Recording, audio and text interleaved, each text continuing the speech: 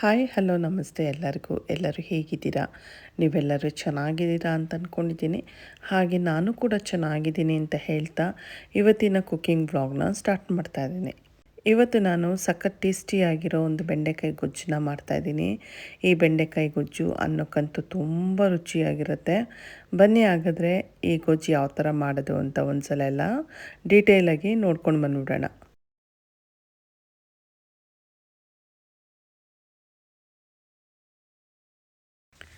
ನಾನಿಲ್ಲಿ ಮೊದಲನೇದಾಗಿ ಬೆಂಡೆಕಾಯಿ ಹುರಿಯೋದಕ್ಕೋಸ್ಕರ ಒಂದು ಬಾಣಲಿ ಇಟ್ಕೊಂಡಿದ್ದೀನಿ. ಆ ಬಾಣಲಿಗೆ ಸ್ವಲ್ಪ ಎಣ್ಣೆನ ಸೇರಿಸ್ಕೊಳ್ತಾ ಇದ್ದೀನಿ. ಎಣ್ಣೆ ಕಾದ ನಂತರ ಒಂದು 3 ಮೀಡಿಯಮ್ ಸೈಜ್ ಈರುಳ್ಳಿನ ಈ ಥರ ಉದ್ದುದ್ದಕ್ಕೆ ಕಟ್ ಮಾಡಿ ಎಣ್ಣೆಗೆ ಸೇರಿಸ್ಕೊಳ್ತಾ ಇದ್ದೀನಿ. ಈರುಳ್ಳಿ ಫ್ರೈ ಮಾಡ್ಕೊಳ್ಬೇಕು. ಈರುಳ್ಳಿ ಫ್ರೈ ಆಗ್ತಿರುವಂಗೆ ನಾನಿಲ್ಲಿ ಸುಮಾರು ಒಂದು ಅರ್ಧ kg ಬೆಂಡೆಕಾಯಿನ ತೊಳೆದು ಈ ಥರ ಕಟ್ ಮಾಡಿ ಈರುಳ್ಳಿ ಜೊತೆಗೆ ಸೇರಿಸ್ಕೊಳ್ತಾ ಇದ್ದೀನಿ. ನಾವು ಈ ಥರ ಈರುಳ್ಳಿ ಜೊತೆಗೇ ಬೆಂಡೆಕಾಯಿನೂ ಸೇರಿಸಿ ಫ್ರೈ ಮಾಡೋದ್ರಿಂದ ಬೆಂಡೆಕಾಯಲ್ಲಿರೋ ಈ ಲೋಳೆ ಅಂಶ ಒಂದಿಷ್ಟೂ ಈ ಗೊಜ್ಜಲ್ಲಿರೋದಿಲ್ಲ. ನಾವು ಯೂಶ್ವಲಿ ಫಸ್ಟು ಬೆಂಡೆಕಾಯಿನ ಫ್ರೈ ಮಾಡಿ ಆಮೇಲೆ ಈ ಬೆಂಡೆಕಾಯಿನ ಗೊಜ್ಜಿಗೆ ಸೇರಿಸುವಂಥದ್ದಾಗಿರುತ್ತೆ.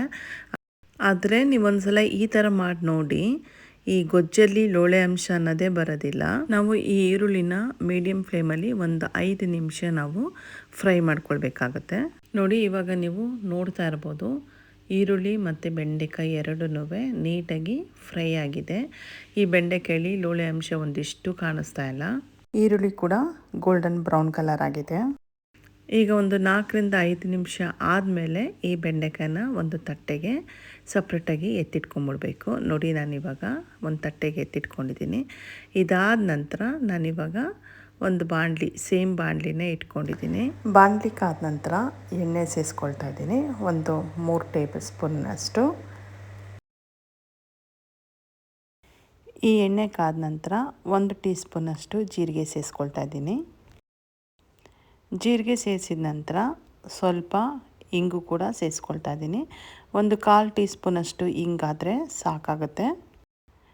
ಈ ಜೀರಿಗೆ ಇಂಗು ಎಲ್ಲ ಸೇರಿಸಿದ ನಂತರ ನಾನಿಲ್ಲಿ 1 ಗೆಡ್ಡೆ ಬೆಳ್ಳುಳ್ಳಿನ ಜಜ್ಜಿ ಈ ಎಣ್ಣೆಗೆ ಒಗ್ಗರಣೆಗೆ ಸೇರಿಸ್ಕೊಳ್ತಾ ಇದ್ದೀನಿ. ಈ ಬೆಳ್ಳುಳ್ಳಿ ಚೆನ್ನಾಗಿ ಫ್ರೈ ಮಾಡ್ಕೊಳ್ಬೇಕಾಗುತ್ತೆ. ಬೆಳ್ಳುಳ್ಳಿ ಫ್ರೈ ಆಗ್ತಿರುವಂಗೆ ನಾನು 2-3 ಹಸಿಮೆಣಸಿನ್ಕಾಯಿನ ಈ ಥರ ಸಣ್ಣದಾಗಿ ಕಟ್ ಮಾಡಿ ಸೇರಿಸ್ಕೊಳ್ತಾ ಇದ್ದೀನಿ. ಈ ಹಸಿಮೆಣಸಿನ್ಕಾಯಿ ಕೂಡ ಈ ಬೆಳ್ಳುಳ್ಳಿ ಜೀರಿಗೆ ಜೊತೆಗೇ ಫ್ರೈ ಮಾಡ್ಕೊಳ್ಬೇಕಾಗತ್ತೆ. ಇವೆಲ್ಲ ಫ್ರೈ ಆಗ್ತಿರುವಂಗೆ ನಾನಿಲ್ಲಿ 2 ಸ್ಪೂನಷ್ಟು ಜಿಂಜರ್ ಗಾರ್ಲಿಕ್ ಪೇಸ್ಟ್ ಸೇರಿಸ್ಕೊಳ್ತಾ ಇದ್ದೀನಿ. ನೀವು ಇಲ್ಲಿ ಜಿಂಜರ್ ಗಾರ್ಲಿಕ್ ಪೇಸ್ಟ್ ಬದಲಾಗಿ ಬೆಳ್ಳುಳ್ಳಿನ ಜಜ್ಜಿ ನಾವು ಸೇರಿಸ್ಕೊಂಡಿದ್ದೀವಲ್ವ, ಅದ್ರ ಜೊತೆಗೇ ಶುಂಠಿನ ಜಜ್ಜಿ ಅಥವಾ ತುರಿದು ಕೂಡ ಸೇರಿಸ್ಕೊಳ್ಬೋದು. ಇಲ್ಲಾಂದರೆ ಇವಾಗ ನಾನು ಮಾಡ್ಕೊಂಡಿದ್ದೀನಲ್ಲ, ಬೆಳ್ಳುಳ್ಳಿ ಜಜ್ಜಿ ಸೇರಿಸ್ಬಿಟ್ಟು ನಂತರ ಜಿಂಜರ್ ಗಾರ್ಲಿಕ್ ಪೇಸ್ಟು ಕೂಡ ಹಾಕಿದ್ದೀನಲ್ಲ, ಈ ಥರ ಮಾಡಿದ್ರು ಕೂಡ ಇನ್ನೂ ತುಂಬ ಚೆನ್ನಾಗಿರುತ್ತೆ. ಬೆಳ್ಳುಳ್ಳಿ ಶುಂಠಿ ಪೇಸ್ಟು ಹಸಿ ವಾಸನೆ ಹೋದ್ಮೇಲೆ ನಾನಿವಾಗ 1 ಸ್ಪೂನಷ್ಟು ಮೆಣಸಿನ್ಕಾಯಿ ಪುಡಿ ಸೇರಿಸ್ಕೊಳ್ತಾ ಇದ್ದೀನಿ. ನಂತರ ಇದನ್ನ ಲೋ ಫ್ಲೇಮಲ್ಲೇ ಎಣ್ಣೆಲಿ ಹುರ್ಕೊಳ್ಬೇಕು. ಈ ಮೆಣಸಿನ್ಕಾಯಿ ಪುಡಿನ ಲೋ ಫ್ಲೇಮಲ್ಲೇ ಎಣ್ಣೆಲಿ ಹುರ್ಕೊಂಡಿದ ನಂತರ 1-2 ನಿಮಿಷ ಹುರ್ಕೊಂಡ್ರೆ ಸಾಕು. ನಂತರ ನಾನೊಂದಿಲ್ಲಿ 5 ಟೊಮೊಟೊ ಹಣ್ಣ ರುಬ್ಬಿ ಫಸ್ಟೇ ಇಟ್ಕೊಂಡಿದ್ದೆ, ಅದನ್ನ ಇವಾಗ ಸೇರಿಸ್ಕೊಳ್ತಾ ಇದ್ದೀನಿ.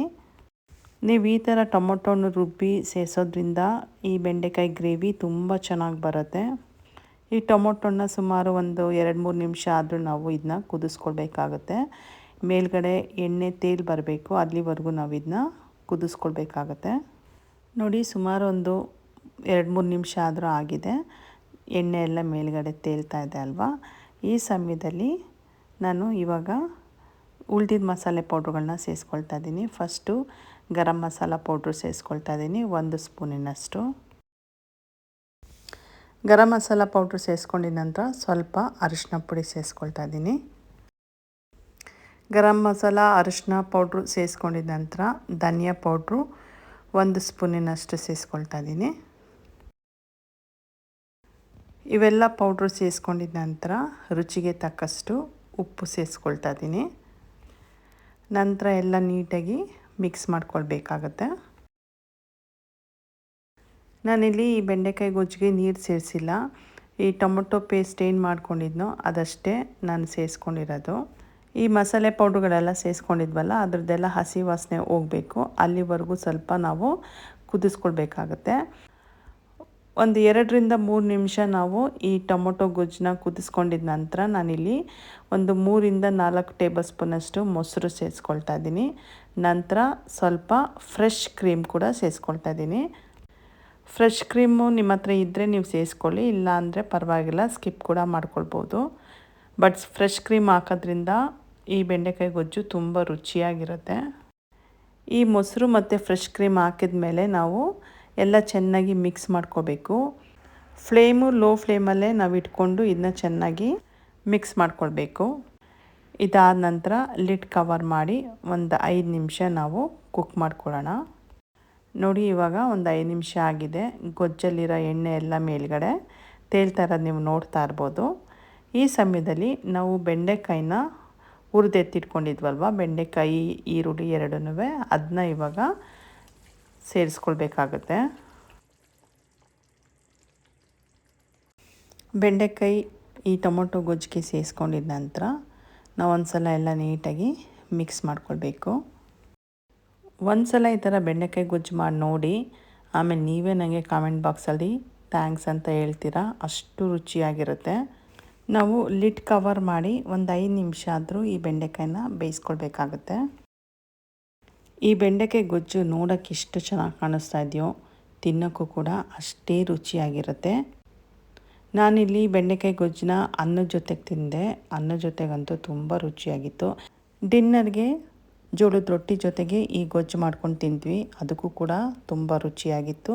ಇನ್ನು ಚಪಾತಿ, ದೋಸೆ ಎಲ್ಲದಕ್ಕೂ ಈ ಗೊಜ್ಜು ತುಂಬ ರುಚಿಯಾಗಿರುತ್ತೆ. ನೋಡಿ, ಇವಾಗ ಈ ಬೆಂಡೆಕಾಯಿ ಗೊಜ್ಜು ರೆಡಿಯಾಗಿದೆ. ಬೇಕಿದ್ದರೆ ನೀವೊಂದು ಸ್ವಲ್ಪ ಲಾಸ್ಟಲ್ಲಿ ಕೊತ್ತಂಬರಿ ಸೊಪ್ಪು ಕೂಡ ಉದುರಿಸ್ಕೊಳ್ಬೋದು. ನೋಡಿದ್ರಲ್ಲ, ಈ ರೆಸಿಪಿ ನಿಮ್ಗಿಷ್ಟ ಆಗಿದೆ ಅಂತ ಅಂದ್ಕೊತೀನಿ. ನಾನು ಮಾಡಿರೋ ಈ ಬೆಂಡೆಕಾಯಿ ಗೊಜ್ಜು ನಿಮ್ಗೊಂದು ಸ್ವಲ್ಪ ಆದರೂ ಇಷ್ಟ ಆಗಿದ್ದರೆ ಪ್ಲೀಸ್ ನನ್ನ ಚಾನೆಲ್ನ ಸಬ್ಸ್ಕ್ರೈಬ್ ಮಾಡ್ಕೊಳ್ಳಿ. ಹಾಗೆ ನನ್ನ ವಿಡಿಯೋಗೊಂದು ಲೈಕ್ ಕೊಡಿ ಮತ್ತು ಪಕ್ಕದಲ್ಲೇ ಇರೋ ಬೆಲ್ ಬಟನ್ನ ಪ್ರೆಸ್ ಮಾಡೋದನ್ನ ಮರಿಬೇಡಿ. ಆವಾಗ ನಾನು ಯಾವುದೇ ಒಂದು ವಿಡಿಯೋ ಹಾಕಿದ್ರೂ ಫಸ್ಟ್ ನೋಟಿಫಿಕೇಷನ್ ನಿಮಗೆ ಬಂದು ಸೇರುತ್ತೆ. ಇಲ್ಲಿವರೆಗೂ ನನ್ನ ವಿಡಿಯೋ ನೋಡಿದ್ದಕ್ಕಾಗಿ thank you and god bless you.